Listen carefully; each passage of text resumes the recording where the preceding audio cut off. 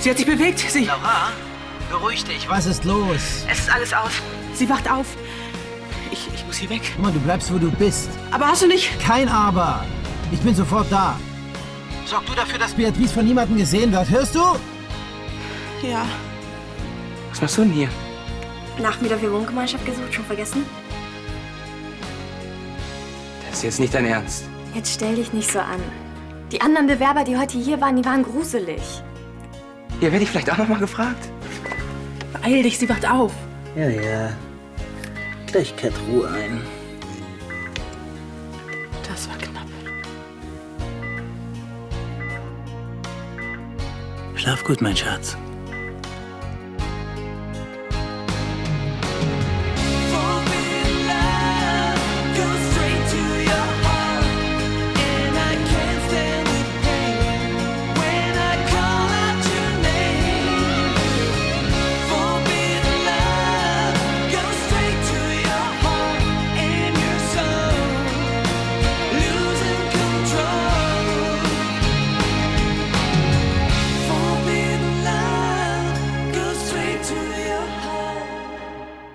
Gute Nacht, Liebling. Hast du auch nicht zu viel von dem Zeug da reingespritzt? Nur eine Dornröschendosis. Umbringen wird es sie nicht. Dann bleibt sie jetzt also in diesem künstlichen Koma. Solange du ihr zweimal täglich das Sedativum verabreichst? Zusammen mit der flüssigen Nahrung. Ich? Ja, wer denn sonst? Die Krankenschwester kann ich ja wohl schlecht fragen.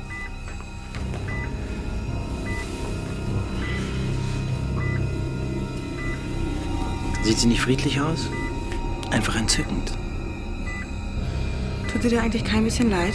Es geht ihr doch viel besser so, als in der kalten Realität. Also, nicht vergessen, zweimal täglich, je eine Dosis. Okay? Und gut durchschütteln. Wir kommen bestimmt super miteinander klar. Wer sagt dir, dass ich überhaupt zustimme? Ja, weil so ziemlich alles für mich spricht. Was denn zum Beispiel? Vanessa hat versprochen, dass sie regelmäßig einkaufen geht. Was mit Putzen? Ich hab's dir vorhin schon gesagt, damit habe ich kein Problem. Eins verstehe ich aber immer noch nicht so ganz. Wieso willst du in diese WG einziehen? Auf Schönberg hast du doch bestimmt 5 Zimmer für dich ganz allein. Ja, Platz ist aber auch nicht alles. Hier ist es wenigstens nicht so steif. Nehme ich jedenfalls mal an. Übrigens will ich die WG ja nur als Stadtwohnung. Also, wie sieht's jetzt aus? Also um die Miete musst du dir bei mir bestimmt keine Sorgen machen. Wenn ihr wollt, kann ich sofort einen Dauerauftrag einrichten. Na schön, probieren kann man's ja mal. Super. Dann ziehe ich am besten gleich morgen ein. Warte. Du brauchst bestimmt einen Schlüssel, ha? Gute Idee. Also der hier ist für oben und der ist für die Haustür unten. Alles klar. Danke. Tschüss. Und? Bereust du deine Zusage schon? Ich frage mich bloß, wie ich das Jana beibringen soll. Meinst du, das kann ich ihm schon vorher zeigen? Jetzt mach doch den armen Mann nicht fertig. Der ist doch schon aufgeregt genug. Wer ist aufgeregt? Ich glaube, ich mache mich jetzt auf den Weg. Na, Florian? Oh, Hanna, danke nochmal. Ja, danke, Hanna, dass du mich so toll vertreten hast. Tschüss, Florian. Tschüss, Hanna. Och, guck mal. Ist das nicht süß? Ach, du bist viel süßer. Vor allem, wenn du so strahlst wie jetzt. Habe ich auch allen Grund zu, wenn ich dich heiraten darf. Wie war's denn vorhin bei Marie? Nicht so toll. Der Auftrag ist geplatzt. Och, nee. Du hast schon so mit dem Geld gerechnet. Ja. Und ich weiß nicht, ob ich das Fotografieren nicht ganz lassen soll. Was willst du sonst machen? Bei Arno einsteigen. Da habe ich wenigstens regelmäßige Einkünfte. Du liebst deine Arbeit. Schatz, ihr seid mir einfach wichtiger. Und ohne Mo ist nichts los. Bruder ist zurückgekommen. Was sollen Sie da? Danke, Laura. Sag mal, was machst du denn schon wieder hier? Wieso bist du nicht in Berlin? Ich konnte es nicht verantworten, Sie in diesem Zustand so lange allein zu lassen. Und was wird aus dem Treffen? Beimbach und Media kann es sich nicht leisten, einen Kunden wie Wesseling zu verprellen. Ich habe ihm die Lage am Telefon geschildert. Er hatte sofort Verständnis dafür. Trotzdem wäre es extrem förderlich gewesen, sich bei dem Golfturnier blicken zu lassen. Als Geschäftsführer hätte das ohnehin zu deinem Aufgabenbereich gezählt. Die Entscheidung kannst du getrost mir überlassen. Hi, Dad! Du kommst gerade richtig. Ich muss dir unbedingt was erzählen. Du hast ein totschickes Outfit gefunden, was unbedingt in deinen Kleiderschrank will. Viel besser. Ups. Ich habe mir ein Zimmer angeguckt. In so einer WG in Düsseldorf. So. Ja, und ich möchte dort ganz gerne einziehen. Wieso? Fühlst du dich hier nicht mehr wohl? Doch, klar. Aber die Leute, die da wohnen, sind total cool. Wäre das okay für dich? Ich wohne da nur, wenn ich in die Stadt muss. Ja, ich verstehe nur nicht ganz. Was ist mit deinem Studium an der UCLA? In 2 Wochen sollte es losgehen. Ach so. Habe ich dir das noch gar nicht erzählt? Ich fürchte nicht. Das habe ich gecancelt. Ich will hier studieren. Ach. Und das erfahre ich einfach so nebenbei. Dad, mach jetzt bitte kein Drama draus. Freu dich lieber, dass ich hier in deiner Nähe bleibe. Ich freue mich ja auch. Es passt mir nur nicht, dass du immer wieder Entscheidungen über meinen Kopf hinweg fällst. Ja, das können wir jetzt stundenlang diskutieren, aber du weißt so gut wie ich, am Ende mache ich was ich will.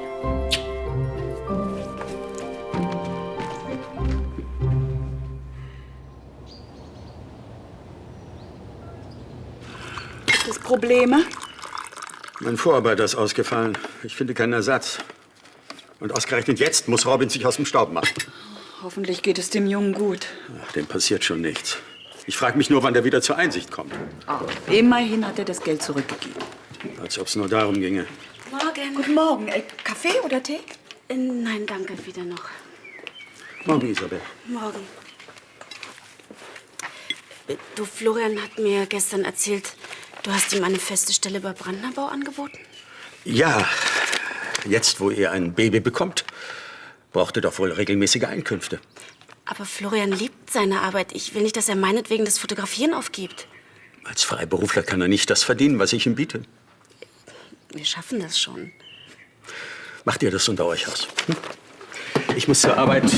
Ja, viel Erfolg. Kann ich brauchen. Ja, tschüss.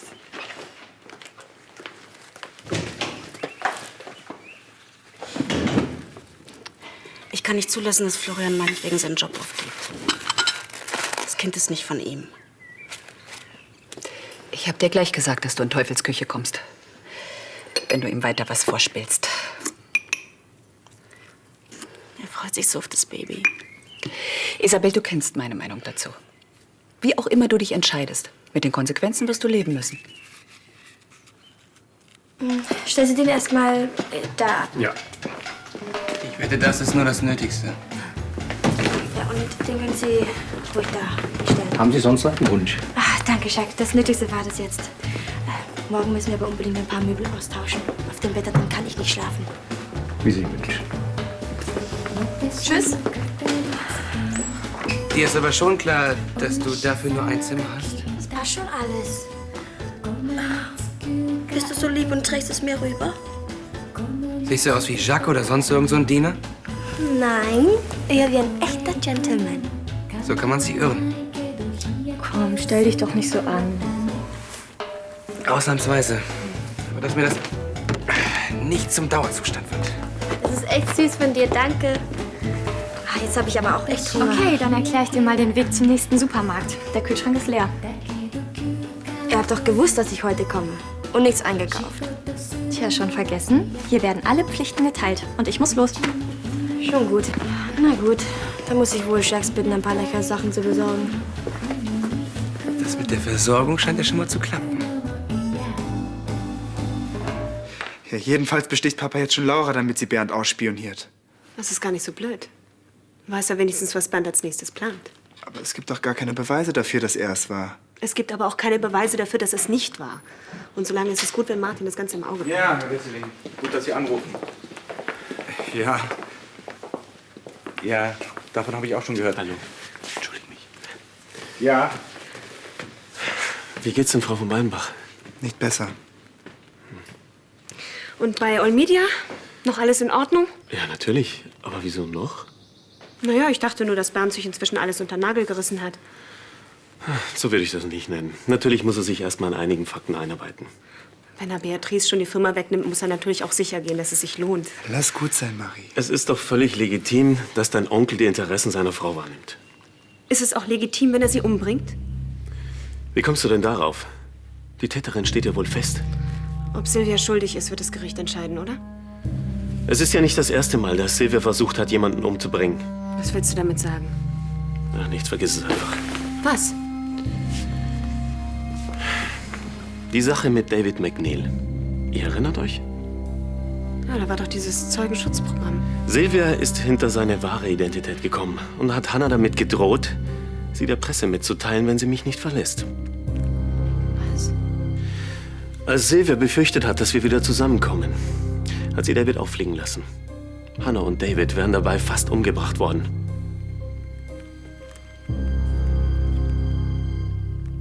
Isabel? Ich bin hier. Stell dir vor, die Fotolaborpreise sind schon wieder gestiegen. Was ist los? Ich habe nochmal nachgedacht über unser Gespräch gestern Abend. Papas Angebot. Du hast dich noch nie für den Bau interessiert. Und ohne Vorkenntnisse, willst du da als ungelernter Arbeiter anfangen? Ich werde nicht auf der Baustelle arbeiten, sondern in die Geschäftsführung einsteigen. Du bist Fotograf, du bist ein guter Fotograf, das ist dein Ding.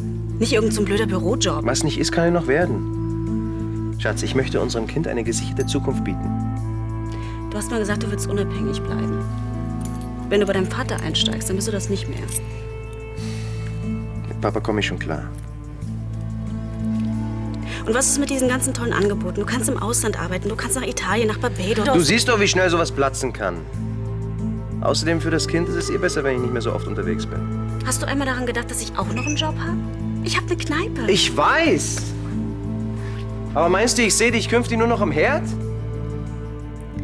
Ich will doch nur nicht, dass du deinen Traumjob aufgibst. Wegen mir und dem Kind.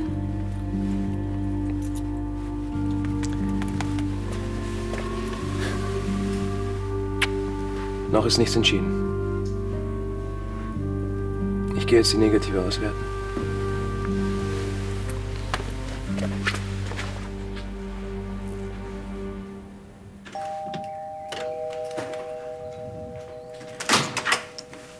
Hallo Jana. So schnell sieht man sich wieder. Kannst du mir mal bitte verraten, was du hier machst? Wieso? Die Uni beginnt doch erst in 2 Wochen. Du hast mich schon verstanden. Ich meine, was machst du hier? Na, was wohl? Wohnen. Das ist nicht dein Ernst. Sag bloß, du weißt es noch gar nicht. Ist ja auch nicht so wichtig. Hi. Tja, dann räume ich mal weiter ein. Jana, Es ist gegen deinen Willen, dass sie hier eingezogen ist, schon klar. Nein, aber ich hab das... Gestern hast du noch gesagt, dass du nichts von ihr willst und heute wohnt sie schon hier. Ich will auch nichts von ihr. Sie hat nur dummerweise diesen Aushang in No Limits entdeckt. Und deswegen ist sie gleich heute hier eingezogen. Pass auf, es ging uns doch nur darum, jemanden zu finden, der regelmäßig die Miete bezahlt, sich nicht von den WG-Diensten drückt und... Und dich die ganze Zeit anbaggert. Super. Selbst wenn, sie wird damit keinen Erfolg haben. Ach, jetzt gibst du plötzlich zu, dass sie was von dir will? Jana, ich bin doch super glücklich mit dir. Ich hatte da drüben mal ein kleines Problem. Ja, und? Ich möchte das Bett gerne woanders hinstellen, aber allein ist mir das zu schwer. Du siehst doch, dass ich beschäftigt bin. Würde es dir was ausmachen, wenn ich deinen Freund für eine Minute entführe? Nein. Gehst du schon mal vor? Ich komm gleich.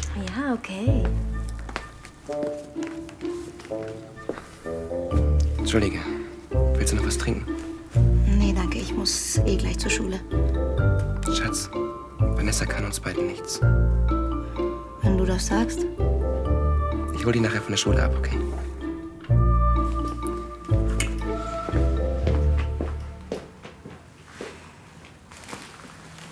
Also die Krankenschwester hat gesagt, dass es noch Wochen dauern kann, bis Beatrice wieder aufwacht. Wenn überhaupt. Wir müssen einfach fest dran glauben. Können wir dann? Die Besuchszeit im Gefängnis ist gleich vorbei. Papa, Felix und ich... Wir fahren nicht mit. Was soll das heißen? Eure Mutter braucht euch jetzt. Ihr wisst, dass es ihr schlecht geht. Ich kann ihr aber nicht die besorgte Tochter vorspielen. Was ist denn plötzlich in dich gefahren? Ihr wisst doch, dass sie unschuldig ist. Nein, wissen wir nicht. Ganz im Gegenteil. Fangt ihr schon wieder damit an? Ich dachte, das hätten wir besprochen. Nicht ganz. Nach dem Gespräch mit Lars Schneider... Ach, daher weht der Wind. Wie ihr wisst, hat der Schneider persönliche Differenzen mit Silvia. Ja. Aber was er uns über sie erzählt hat, beruht auf Tatsachen. Silvia hat Killer auf Hannah und David gehetzt. Die ist doch zu allem fähig. Was?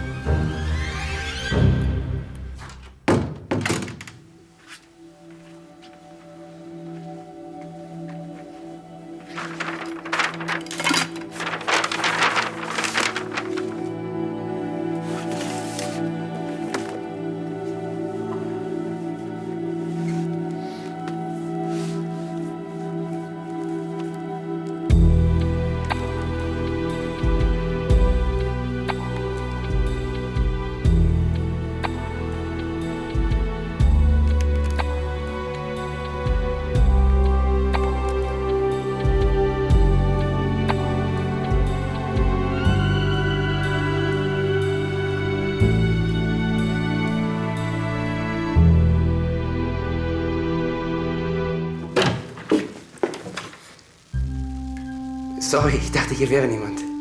Meine Schuld. Ich hätte ja abschließen können. Tja, dann lass mich mal nicht stören. Tust du auch nicht. Ich wollte gerade aus der Wanne raus. Ist dir das unangenehm? Ja, bei uns zu Hause haben wir uns da nicht so. Nee, ist schon okay. Gibst du mir bitte mal ein Handtuch?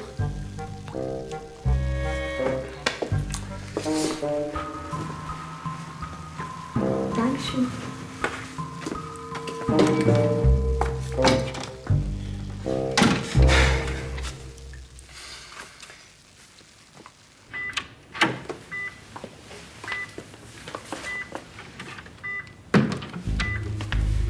Besser hätte es gar nicht laufen können.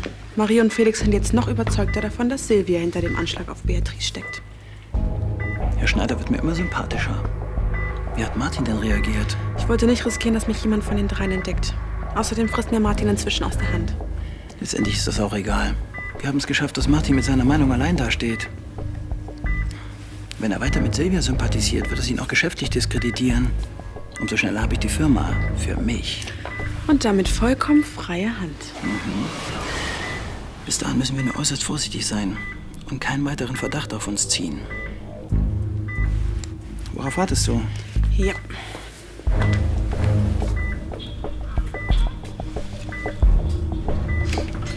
Gut. Und jetzt gut durchschütteln. Denke immer dran, immer die gleiche Dosis. Und so Dornröschen. So schön weiterschlafen. Mehr aber auch nicht. Ich hab's schon kapiert. Naja, dann hätten wir ja alles unter Kontrolle. Ich hatte Zeit. Genau. Tschüss. Na? Dann bist du ja. Halt mal kurz, bitte. So, steig auf. Wo wollen wir denn eigentlich hinfahren? Ich dachte, wir machen es uns gemütlich in der WG und schauen uns ein paar Videos an oder so. Wollen wir nicht vielleicht ins No Limits mal wieder daten? Wenn du dir immer noch Sorgen machst wegen Vanessa, vergiss es einfach, okay? Jana, ich interessiere mich null für Vanessa. Es gibt also keinen Grund, warum wir nicht in die WG fahren sollen. Ich glaub dir ja. Wo ist denn dein Problem? Ich sag das jetzt nicht aus Eifersucht. Bloß wollte ich mal wissen, wie du sie so eigentlich findest. Also ich meine als Frau. Ja, okay, sie sind nicht gerade hässlich oder so, aber das war's auch schon. Ich kann mit solchen verwöhnten Zickennummern nichts anfangen. Du findest sie also eher nervig? Ja. Und außerdem ist ja schon ein bisschen bescheuert, sich ein Zimmer in der WG zu nehmen, wo man in einem Schloss wohnen kann. Ich verstehe sowieso nicht so ganz, warum ihr sie bei euch aufgenommen habt. Weil sie erstens garantiert immer flüssig ist und zweitens sowieso nur ab und zu bei uns pennen wollte. Hey, jetzt denk nicht mehr an sie, okay? Du weißt doch, dass ich nur dich liebe. Also, wollen wir los? Komm, du fährst auch. Und wenn sie uns nervt, dann schmeißt du sie ganz einfach raus.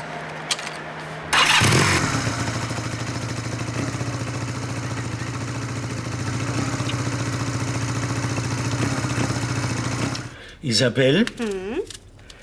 Was hältst du davon, wenn ich mich um die Hochzeitsmusik kümmere? Keine Angst, es gäbe nicht nur Wiener Walzer. Mein DJ hat alles drauf. Menuett, Polka und als Megakracher einen Foxtrott. Nee, na hoffentlich ist der nicht zu teuer. Sonst muss ich am Ende noch selber auflegen. Hey, Daddy. Steht dein Angebot noch? Du willst bei Brandnerbau einsteigen? Ja. Donnerwetter. Leicht wird's nicht werden, aber wir finden das Richtige für dich. Ich hol den Sekt. Hast du dir das gut überlegt? Ja, das habe ich. Es ist die richtige Entscheidung. Willst du nie wieder fotografieren? Ihr zwei Süßen, dann kommt meine Linse schon nicht. Für mich noch einen kleinen Schluck, ja? Okay. So. Auf den neuen Kollegen und auf meinen Enkel.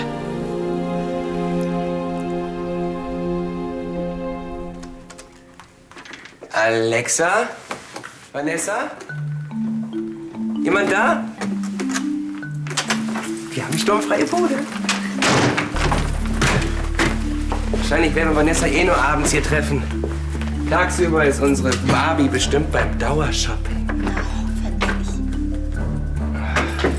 Er ist immer noch leer. Sie wollte diesen Jack aber zum Einkaufen geschickt haben. Den Chauffeur? Natürlich. Sie kann ja nicht selbst besorgen. Egal, dann gehe ich mal eben zum Kiosk und hol uns eine Cola, okay?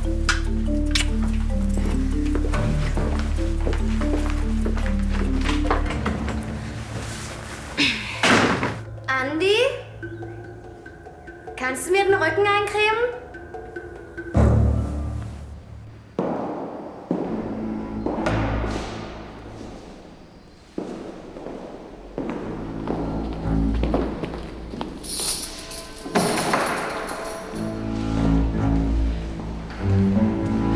Martin, es ist gut, dich zu sehen. Kein Körperkontakt. Sie haben 5 Minuten Zeit. Laut Vorschrift muss ich anwesend sein. Sind Felix und Marie ganz zurückgekommen? Ich habe da etwas über dich gehört, was mir ganz und gar nicht gefällt. Was meinst du? Ich sage nur Hannah und David McNeil. Muss ich noch mehr sagen oder weißt du Bescheid? Martin, du hast es bestimmt alles völlig falsch verstanden. Ist dir eigentlich klar, dass die beiden tot sein könnten, wenn Herr Schneider nicht rechtzeitig die Polizei verständigt hätte? Ich wollte niemanden ernsthaft in Gefahr bringen. Ich werde dich jetzt etwas fragen, Sylvia. Und ich erwarte, dass du mir ehrlich antwortest. Bitte? Hast du versucht, Beatrice umzubringen? Andi, jetzt komm schon. Ich weiß, dass du da bist. Ach, na endlich. Ich bin total verspannt von der ganzen Einräumaktion.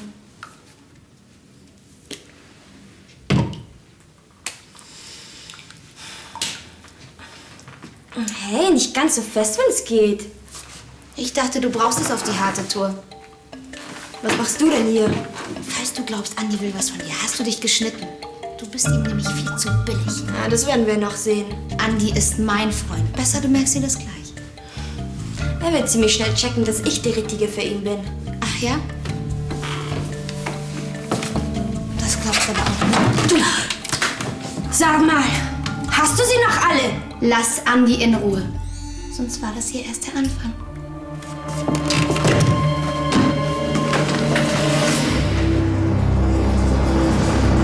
Und so geht's weiter. Sag mal, Daniela, wo ist denn dieses Demo-Tape von dem... Ray? Hallo Marie. Was willst du hier? Ich wüsste da noch was viel Privateres. Ehrlich? Was denn? Ich zeig's dir in deinem Zimmer.